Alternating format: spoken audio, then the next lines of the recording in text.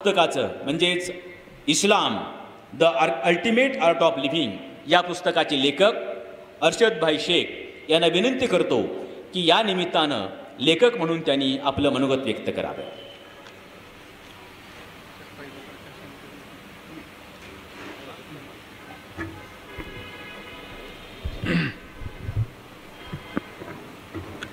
तुमच्या माझ्या व आपण सर्वांच्या त्याच एका निर्मिकाच्या नावाने सुरू करतो जो अत्यंत दयाळू आणि परम कृपाळू आहे. आदरणीय विचारवंत, आमचे ज्येष्ठ मार्गदर्शक माजी कुलगुरू डॉक्टर सर्जेराव निमसे सर, विचारमंचावर उपस्थित औरंगाबादचे प्रख्यात विचारवंत डॉक्टर ऋषिकेश कांबळे सर, माझे मित्र साहित्यिक डॉक्टर इक्बाल मिन्ने साहेब आणि आपण सर्वजणांचा मी या ईद मिलन आणि पुस्तक प्रकाशन सोहळ्यामध्ये मनपूर्वक हार्दिक स्वागत करतो. मित्रांनो, आपण कार्यक्रमाची पत्रिका पाहिली असेल तर त्यात 2 नावं अजून होती.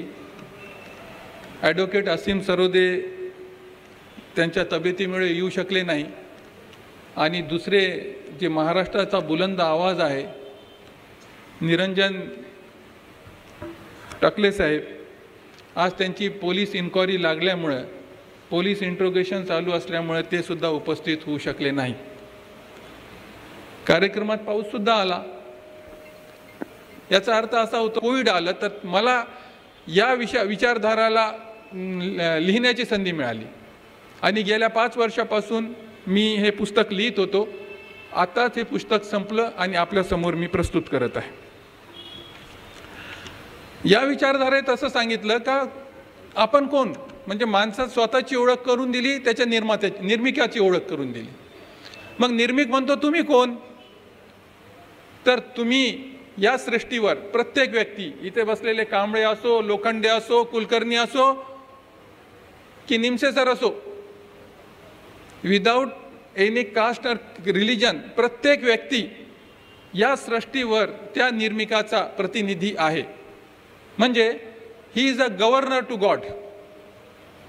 आणि एका सामान्य व्यक्तिमत्वाला गव्हर्नर टू गॉड या स्थानावर पर्यंत पोहोचवण्याचा जो सिलेबस आहे तो इस्लाम आहे. माणसाच्या क्षमता आणि प्रतिभांना त्याच्या शिखरावर पोहोचण्याचा जो अभ्यासक्रम आहे तो इस्लाम आहे. आपण जेव्हा धर्माचा अभ्यास करतो ना, तर धर्म म्हणजे नेमकं काय, तर धर्म म्हणजे एक परिपूर्ण जीवन पद्धत ज्याने धर्म ही जनसमूहाची झुंड नव्हे, तर धर्म हे सदाचारी लोकांचं संघटन आहे. ही विचारधारा अभ्यास करत असताना सर्वात महत्त्वाचा विषय म्हणजे धर्माचा अर्थ काय, तर नीतिमत्ता, शिष्टाचार. या विचारधारेने इतक्या सखोल पद्धतीने एटिकेट्स आणि नीतिशास्त्र दिलं की मी एवढ्या सखोल पद्धतीने जगात कुठेच पाहिलं नाही, कोणत्याच विचारधारेत पाहिलं. मी एक एक्झाम्पल देतो. कुराण अवतरित होऊन 1500 वर्ष झाले. त्यांनी हे एटिकेट्स दिले का कोणाच्या घरात अपॉइंटमेंट शिवाय जाऊ नये आणि जर अपॉइंटमेंट मिळाली नाही तर नाराज होऊ नका, म्हणजे विदाऊट अपॉइंटमेंट कोणाच्या घरात जाऊ नये. हे 1500 वर्षापूर्वी शिकलं. आणि कसं बसावं, कसं उठावं, तुमचा आवाजाचा टोन किती पाहिजे, तर त्यात हे सांगितलं की जोराचा आवाज, कर्कश आवाज हा गाढवाचा असतो. संवाद जेव्हा कराल तर अत्यंत उत्कृष्टपणे करा, नाहीतर शांत राहा. ह्या सगळ्या नीतिमत्ता मी आपल्या पुस्तकात मांडलं. आणि सगळ्यात महत्त्वाचा विषय जे मला आवडला आणि तुम्हालाही निश्चितच आवडेल, त्यात हे म्हटलं की ही समस्त मानवजात फक्त एकाच निर्मिकाची निर्मिती आहे आणि म्हणून सर्वजण आदरास पात्र आहेत. सर्वजण, त्यात मुस्लिम हिंदूचा प्रश्नच नाही. सर्वांचा निर्मिक जग एक असेल तर विषमता फक्त अनैसर्गिक आणि अस्वाभाविक नसून अतार्किक आणि अवैज्ञानिक आहे. कसं का आपण सगळेजण इथं बसलोय आणि जगात कोट्यावधी लोक आहेत, परंतु त्यांचे ब्लड ग्रुप फक्त 4च आहेत. आणि कुणाच्या रक्ताचा रंग आहे ना मित्रांनो, निळा नाही, भगवा नाही आणि हिरवा पण नाही, सर्वांचं रक्त लालच आहे. सगळ्यांचे जर ब्लड ग्रुप एकच आहे, मग आपला निर्मिक वेगवेगळा कसा असू शकतो? काय म्हणजे विचारा पलीकडची गोष्ट आहे. आणि जगात सर्वात जास्त जवळचं नातं कुणाचं असतं? तर रक्ताचं असतं. मग आपण सगळ्यांचं कोणतं नातं आहे? आपण सगळ्याचं नातं रक्ताचं आहे. आणि म्हणून आपण आपापसात बंधू भगिनी आहोत. इंग्लंडच्या मॅग्ना कार्टा असो की फ्रेंच राज्यक्रांती असो, मानव अधिकाराचा इतिहास अगदी अलीकडचा आहे. परंतु इस्लामने गेल्या 1500 वर्षापूर्वी मानव अधिकाराचं एक कंप्लीट चार्टर लोकांसमोर ठेवलं, जे आज UNOचं चार्टर झालंय. या पुस्तकात मी इस्लामची भूमिका पर्यावरण संदर्भात, अंधश्रद्धा निर्मूलन संदर्भात, चंगळवाद या संदर्भात अनेक उपाययोजना त्यात इतक्या उत्कृष्टपणे मांडल्या. तो म्हणतो का हे अंधश्रद्धा वगैरे काहीच नाही, हे सगळे अनसायंटिफिक आहेत. जादूटोना, भूत प्रेत, भविष्य हे सगळं अनसायंटिफिक आहे. आणि ह्याच्या अंधश्रद्धा निर्मूलनाची सुरुवात गेल्या 1500 वर्षापूर्वीच झाली. या विचारधारेचे वैशिष्ट्य म्हणजे ही मध्यममार्गीय विचारधारा आहे. समर्थन अथवा विरोध ह्याचा एक नियम दिला, तो आहे का प्रत्येक सदाचाराच्या कामात समर्थन करा, कोणी असो, आणि प्रत्येक दुराचाराला विरोध करा, मग ते तुमचे आप्तेष्टच का असणार. यानंतर मी या जीवन व्यवस्थेत सामाजिक, आर्थिक, राजकीय, शैक्षणिक इत्यादी सर्व भूमिका मांडण्याचा प्रयत्न केला. आर्थिक व्यवस्था जी आहे त्यात एक सुंदर गोष्ट मांडली की सर्व जगाच्या व्यवस्था, अर्थव्यवस्था हे गरिबी रेषा निर्धारित करीत असतात. इस्लामने सर्वात प्रथम सधन रेषा निर्धारित केली आणि त्या सर्व सधन लोकांवर गरिबी निर्मूलन करण्याची जबाबदारी टाकली. आणि यामध्ये 2.5% जकात म्हणजे जी अतिरिक्त संपत्ती आहे त्यावर दरवर्षी प्रत्येकाने 2.5% जकात देऊन गोरगरिबांना, वंचितांना, गरजूंना देऊन त्यांचं जीवन स्तर उंच करायचं. मला असं वाटतं का जकातचं जर व्यवस्थित नियोजन झालं ना तर भारतामध्ये एकही माणूस गरीब राहणार नाही, फक्त त्याचं नियोजन योग्य पद्धतीने झालं तर अशी ही अर्थव्यवस्था दिली. प्रेषितांनी सर्वात प्रथम सत्ता राजदरबारातून खेचून सर्वसामान्याच्या हातात दिली आणि म्हणून इतिहासाने सर्वात प्रथम गुलामांना राजे होताना पाहिले. प्रथमच कायद्याच्या राज्यात प्रस्थापित केले. पार्लिमेंटरी डेमोक्रेसीची कल्पनाच यांनी आणली. राजाच्या मर्जीने चालणारी न्यायव्यवस्था मुक्त करून स्वतंत्र न्यायव्यवस्था आणली, जी आज सुद्धा प्रचलित आहे. पूर्ण जगामध्ये ही जी न्यायव्यवस्था आहे ती याच प्रेरणेतून आलेली आहे. यापूर्वी कोणतेही दिवाणी फौजदारी कायदे नव्हते, कोणताही कायदाच नव्हता, म्हणजे नीतिशास्त्रच नव्हतं, कायदाशास्त्र नव्हता. प्रथमच एक कायद्याचं स्वरूप त्याला देण्यात आलं आणि त्यामध्ये विविध कायदे मांडण्यात आले. लॉ ऑफ एव्हिडन्स असो की असे अनेक कायदे जे आज सुद्धा पूर्ण जगामध्ये प्रचलित आहेत. मित्रांनो,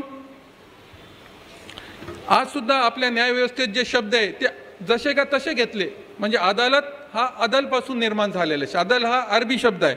वकील, अर्ज, अहवाल, दाद, दस्तावेज, कारकून, गुन्हा, ते वकील साहेब बसलेले आहेत. आणि कायदा सुद्धा हा अरबी पर्शियन शब्द आहे. म्हणजे आपल्या न्यायव्यवस्थेने सुद्धा जसं का तसं घेतलंय. त्यानंतर सर्वात महत्त्वाचा विषय म्हणजे का न्याय लवकर व्हावा. मी इराणला गेलो होतो. सहजच मला तेहरानमध्ये मी बहुतेक सुप्रीम कोर्ट होतं का हायकोर्ट होतं तिथं जाण्याची संधी मिळाली. मी तिथं विचारलं हे काय आहे? ते म्हणले हे हायकोर्ट आहे. मी म्हणलं आज सुट्टीचा दिवस आहे का? ते म्हणले नाही. म्हणलं इथं गर्दी काही दिसतच नाही, मला असं वाटलं सुट्टी असेल. ते म्हणले नाही, आमच्याकडं अशीच गर्दी एवढीच असतं म्हणले, कारण की आमच्याकडं कोणतीच केस अशी तारीख पे तारीख नाही चलती है ना, म्हणजे निर्णय ताबडतोब दिला जातो, मग गर्दी कशाला असेल. ही प्रेरणा अशी आहे का पैगंबर म्हणाले justice delayed is justice denied. Justice delayed is justice denied. त्यानंतर इस्लाम ही बौद्धिक चळवळ आहे. कोणी काही म्हणत असो, पण जर त्याचा आपण अभ्यास केला तर आपल्याला आश्चर्य वाटेल का कुराणची जी पहिला श्लोक आहे तो काय आहे? इक्रा बिस्मी रब्बिकल लझी खलक, अर्थात वाच ईश्वराच्या नावाने. आता हे कुणाला सांगायला लागले वाच? ज्या प्रेषितांना लिहिता वाचता येत नव्हतं त्यांना ईश्वर सांगतोय वाच. याचा अर्थ काय? ही शिक्षणाची महत्ता आहे. म्हणजे शिक्षणाची सुरुवातची ही क्रांती केली आणि त्यानंतर ह्या अज्ञानी अरब राष्ट्रामध्ये जिथं फक्त बोटावर मोजण्या एवढे ज्ञानी लोक होते, प्रेषितांनी अवघ्या 23 वर्षात संपूर्ण अरब राष्ट्राला फक्त साक्षर केलं नाही तर सुशिक्षित आणि असं सुसंस्कृत केलं का या लोकांनी पुढच्या 1000 वर्ष जगामध्ये ज्ञानाचा दीप प्रज्वलित केला. भारत आणि शिक्षण हे स्त्रियांना सुद्धा अनिवार्य करण्यात आलं. Compulsory education for women. भारतामध्ये पहिली शाळा महात्मा फुलेंनी 1848 मध्ये सुरू केली. म्हणजे आत्ता अलीकडं गेल्या 1500 वर्षापूर्वी पैगंबरांनी स्त्रीवर शिक्षण अनिवार्य करण्यात आलं होतं. त्यावेळेस सगळं अध्यापन ह्याचे सगळे अधिकार दिले. त्यानंतर स्त्रीला जे अधिकार दिले, स्त्री स्वातंत्र्याची ही चळवळ, स्त्री समानतेची चळवळ. तुम्हाला हे मी काय बोलतो ते तरी विचित्रच वाटत असेल नाही का? हे काहीतरी वेगवेगळंच बोलतोय असं नाही का? हे बिंबवण्यात आलं. मला सांगा का ज्या स्त्रीला कोणत्याच समाजामध्ये स्थान नव्हता तिथं हे सांगण्यात आलं की स्वर्ग हा आईच्या चरणाखाली आहे. मुलींचा जन्म ही शुभवार्ता आहे. ज्याच्या घरी मुलगी जन्मली तिला जन्नतची बशारत दिली, जन्नतची स्वर्गाची बशारत दिली. त्यानंतर तिला दिलं अधिकार, तिला सर्व अधिकार दिले. तिला पती निवडण्याचा शिक्षणाचा अधिकार दिला, तिला पती निवडण्याचा अधिकार दिला, तिला संपत्ती कमवण्याचा अधिकार दिला, त्याला अध्यापनाचा अधिकार दिला, त्याला धर्मगुरू होण्याचा सुद्धा अधिकार दिला, उपासनेचा अधिकार दिला. आज आपण पाहतो का मशिदीमध्ये जिथं व्यवस्था आहे तिथं स्त्रिया सुद्धा महिला सुद्धा येऊ शकतात किंवा काब्यामध्ये ते पुरुषाच्या बरोबर तिथं असतात. आपण फक्त हे म्हणतो का तलाक हा फार विषय, मी त्यामध्ये सर्वात विस्तृत जो टॉपिक आहे ना तो तलाकचा आहे. परंतु हे अर्ध सत्य आहे. स्त्रीला जसं पुरुषाला तलाक देण्याचा अधिकार दिला तसा स्त्रीला खुलाचा अधिकार दिला. आणि सगळ्यात महत्त्वाचं म्हणजे तिचं अस्तित्व अबाधित ठेवलं. ती वस्तू नाही जिचं दान व्हावं, ती वस्तू नाही जिचं दान व्हावं, ती प्रॉपर्टी नाही जे 7-12 प्रमाणे चेंज व्हावं. तिचं नाव चेंज होणार नाही कारण की ती काही प्रॉपर्टी नाही का इकडून तिकडं चालायला लागली. प्रेषितांच्या सर्व पत्नी कोणाचाही त्या ह्याच्यात पहा, कुणाचाही नाव त्यांच्या वडिलाच्या नाव ते नाव अबाधितच ठेवलं. नाव लग्नानंतर बदलायची इथं प्रथा नाही.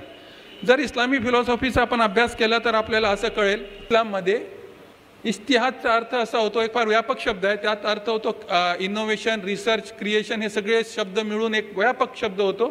त्याचं नाव आहे इस्तिहाद. आता ऐका, प्रेषित म्हणाले का इस्तिहाद करा. इस्तिहाद जर चुकला तर 1 पुण्य, चुकला तर 1 पुण्य आणि बरोबर ठरलं तर 2 पुण्य. मग काय पाहता, मग मुस्लिम सायंटिस्टनी उपासना समजून जो रिसर्च केला तर 1000 वर्ष आपण इतिहास पाहू शकता. इसवी सन 700 ते 1800 पर्यंत सर्व विज्ञानावर जे रिसर्च झाले, बायोलॉजी असो, फिजिक्स असो, केमिस्ट्री असो, ॲस्ट्रॉनॉमी असो की जगातला कोणताही शास्त्र असो, तुम्हाला ते अरबीमध्ये दिसेल.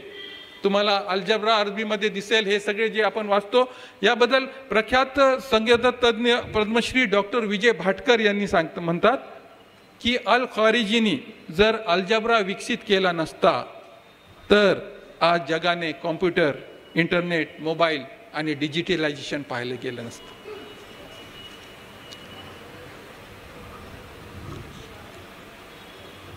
पुस्तकाच्या शेवटी मी जे अनेक वादग्रस्त विषय आहेत नाही का, जिहाद असो, आतंकवाद असो, असे सर्व विषय मी घेतले. त्यात आतंकवाद हा तर इस्लामचा अर्थ जर शांती होत असेल तर आतंकवाद तर त्याचा विरोधार्थी शब्द आहे नाही का. या संदर्भात कुराण काय म्हणतो की आगीने आग विझत नसते, आगीने आग विझत नसते. काय उत्कृष्ट श्लोक आहे पहा की तुम्ही सदाचाराचा नायनाट उत्कृष्ट तुम्ही दुराचाराचा नायनाट उत्कृष्ट सदाचाराने करा, तुम्ही पाहाल का तुमचे कट्टर शत्रू तुमचे मित्र झाले आहेत. लोक विचारतात की गैर मुस्लिम बद्दल इस्लामची काय भूमिका आहे. तर इस्लामची शिकवण अशी आहे का, कुराण म्हणतो का समस्त मानव समूह एकच कुटुंब आहे आणि ईश्वर म्हणतो मी तुमचा सर्वांचा स्वामी आहे. मी तुम्हाला सूट दिली का तुम्ही कोणतीही विचारधारा करा, विचारधारेमध्ये कोणतीच बळजबरी नाही. आणि एक हदीस वाचून तर आपल्याला खूप आनंद होईल का प्रेषित म्हणाले का जो मुस्लिम व्यक्ती कोणी गैर मुस्लिम व्यक्तीवर अन्याय किंवा अत्याचार करेल ते किंवा त्याचा हक्क हिरावून घेईल मुस्लिम व्यक्ती गैर मुस्लिमांचा, तर मी अंतिम न्यायनिवाड्याच्या दिवशी म्हणजे कयामतच्या दिवशी त्या मुस्लिम व्यक्ती विरुद्ध गैर मुस्लिमाचा वकील म्हणून उभा राहील.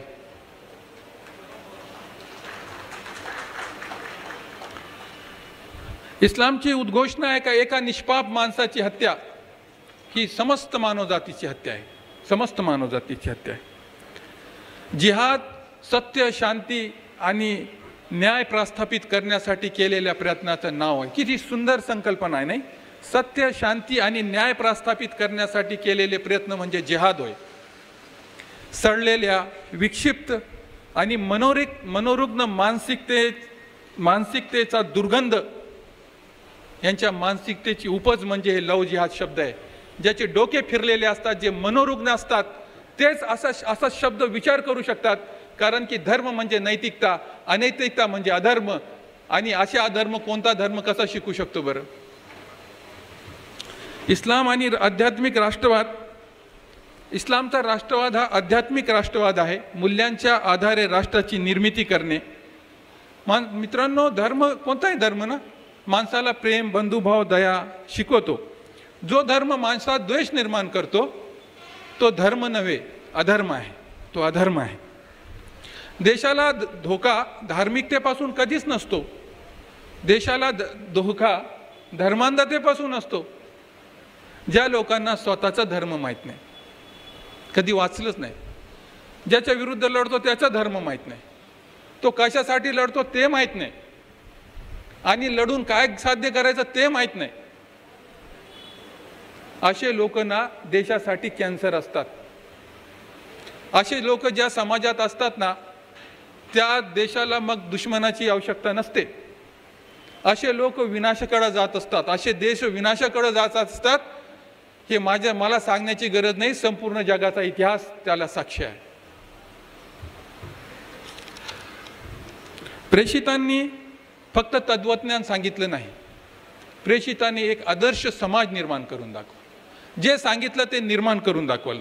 मी एकच वाक्यात हे विषय कन्क्लूड करतो की जॉर्ज बर्नार्ड शॉ म्हणतात, जर प्रेषित मोहम्मद सारखी व्यक्ती जगाची शासक झाली तर मानवी जीवनाच्या सर्व समस्यांचे समाधान करून जगात सुख व शांती आणेल. जगातील ही एकमेव रक्तहीन क्रांती होती, एकमेव समग्र क्रांती होती. आपण जगाचा इतिहास पाहिला तर रक्ताचा इतिहास आहे, सत्तेचा इतिहास अत्यंत निष्ठुर आणि निःशंस आहे. कोट्यावधी लोक मारले गेले सत्तेसाठी. या पूर्ण क्रांतीसाठी 30 लाख स्क्वेअर किलोमीटरमध्ये सत्तेचा नव्हे तर सत्याचा राज्य प्रस्थापित करण्यासाठी अवघ्या 1089 लोकांचा जीव गेला, दोन्ही उभय पक्षाकडून. याचं उदाहरण इतिहासात दुसरं नाही. आणि मित्रांनो, पुस्तकाच्या शेवटी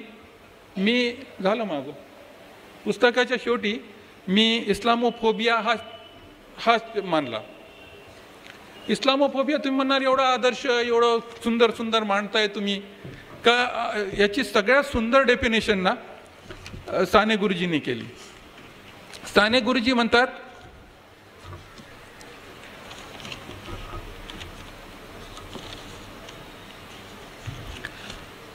इस्लाम जीवनाची वास्तविक व्याख्या, जीवनाचे वास्तव, सुंदर अशी अनुभूती आणि मधुर क्रिया आहे. अतिमधुर रसस्वाद, जीवनाची प्रफुल्लता आणि चैतन्य म्हणजे इस्लाम. किती सुंदर मांडलं साने गुरुजी साहेबांनी. तर तुम्हाला असं वाटेल का मग हे इतकं सगळं प्रॉब्लेम का चालू आहे पूर्ण जगाभरामध्ये?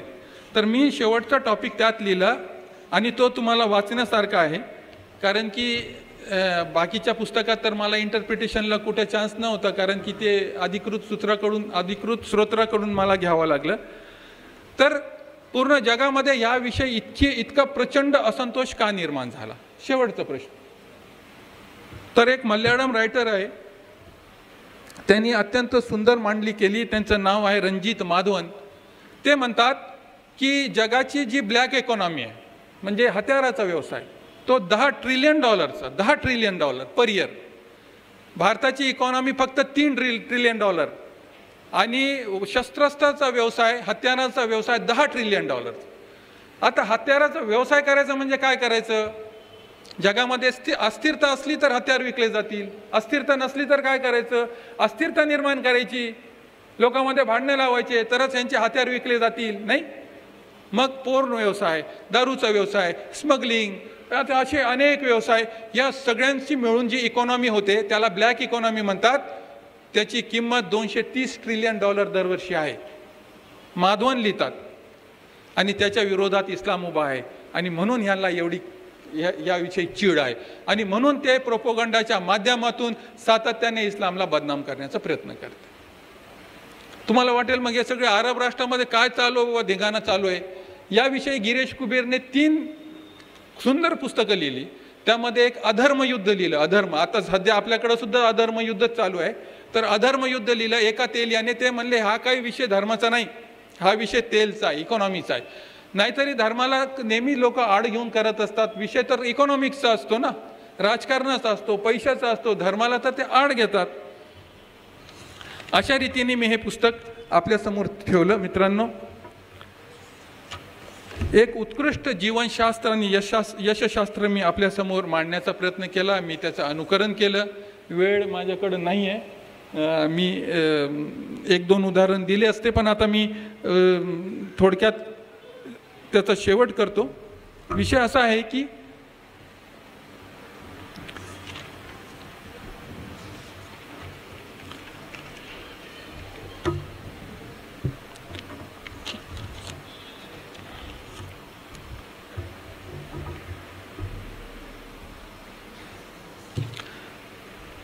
शेवटी मी इथं भारतातील अनेक संत परंपरा आणि आमचे जे महाराष्ट्र म्हणजे काय, संतांची भूमी, महापुरुषांची भूमी, त्याचे मी कोटेशन दिले. त्यात मला सगळ्यात सुंदर कोटेशन ना छत्रपती शिवरायांचं वाटलं. मी ते कोट केलं. छत्रपती शिवराय म्हणतात का कुराण ही प्रत्यक्ष ईश्वराची वाणी आहे. छत्रपती म्हणतात. छत्रपती म्हणतात का त्यात ईश्वराला रब्बुल आलिमीन अर्थात सर्वांचा ईश्वर म्हणलाय. रब्बुल मुस्लिमीन म्हणजे मुसलमानाचा ईश्वर म्हटलेलं नाही. म्हणून ईश्वराचे आणि सर्व ईश्वरापाशी हिंदू मुसलमान सगळे एकच आहेत. म्हणून ईश्वराच्या नावावर लढाई करणे थेट भगवंताशी वैर आहे, असं आमचे छत्रपती शिवाजी महाराज म्हणतात.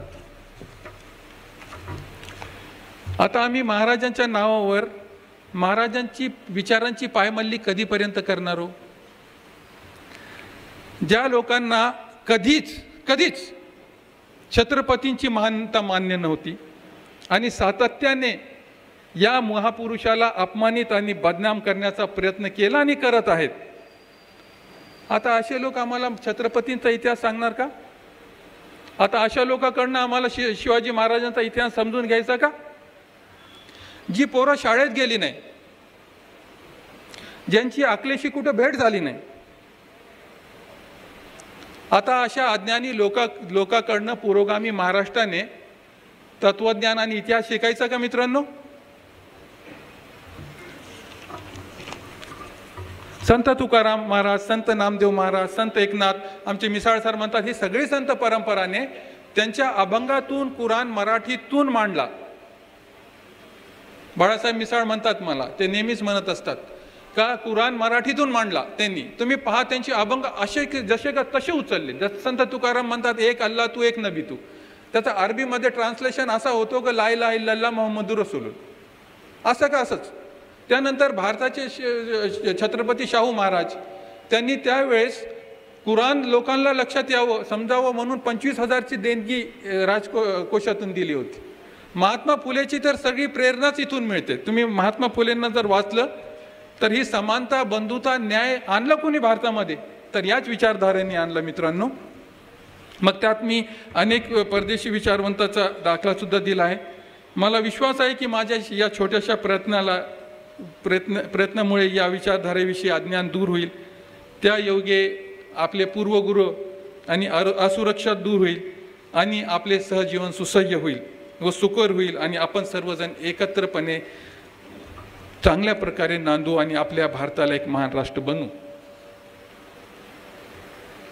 मित्रांनो, या पुस्तकाच्या लेखनामध्ये मला एवढ्या लोकांनी सहकार्य केलं की मला असं वाटलं की माझं नाव लेखकच्या ऐवजी सहलेखक लिहिलं असतं तर जास्त बरं झालं असतं.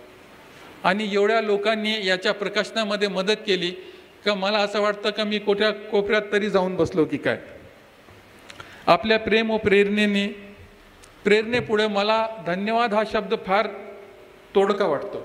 म्हणून मी ईश्वराकडे प्रयत्न करतो आपल्या सर्वांसाठी की ईश्वर आम्हा सर्वांना सद्बुद्धी, सुख आणि शांती देव. आणि शेवटी या नजमबरोबर, शायरबरोबर मी आपली पुन्हा एकदा आपण सर्व इथे आलात त्याबद्दल मी सर्वांचं खूप खूप तुमच्यासाठी प्रार्थना करतो. आणि आपले 2 शब्द या शेरनी संपवतो कि अंदाजे बयां गरचे बहुत शौक नहीं है शायद. अंदाजे बयां मेरा गरचे बहुत शौक नहीं शायद कि उतर जाए तेरे दिल में मेरी बात. ऐ हिंदुस्तान मैं तुझसे क्या चाहता हूँ. तू मुझे अपना मुद्दा जान न मुद्दा ही समझ. तू मुझे अपना मुद्दा जान न मुद्दा ही समझ. ये यकीन तुझको दिलाना चाहता हूँ. आंसुओं में मेरे कब तक तलाशेंगा अपनी खुशियाँ. तेरे मुद्दे तुझको याद दिलाना चाहता हूँ. तेरे मुद्दे कहाँ अलग है मेरे मुद्दे से. तेरे संग मिलकर इन मुद्दों को सुलझाना चाहता हूँ. ऐ हिंदुस्तान मैं तुझसे क्या चाहता हूँ. तुम आओ मेरे घर ईद पर और मैं तुम्हारे दिवाली पर. तुम आओ मेरे घर ईद पर और मैं तुम्हारे दिवाली पर गंगा जमुना तहजीब का कायद हूँ और इसी की बका चाहता हूँ. मजहब नहीं सिखाता आपस में बैर करना. बस इतनी सी बात समझाना चाहता हूँ. ऐ हिंदुस्तान में तुझसे क्या चाहता हूँ. अल्लाहू अकबर करके, अल्लाहू अकबर के सदा के साथ सजदे में चला जाना चाहता हूँ. मैं सजदे में क्या करता हूँ ये भी तुम्हें बताना चाहता हूँ. हर सू खुशी, हर सू बहार, न कोई बीमार न कोई लाचार. इसी की दुआ मांगना चाहता हूँ, इसी की दुआ मांगना चाहता हूँ. धन्यवाद.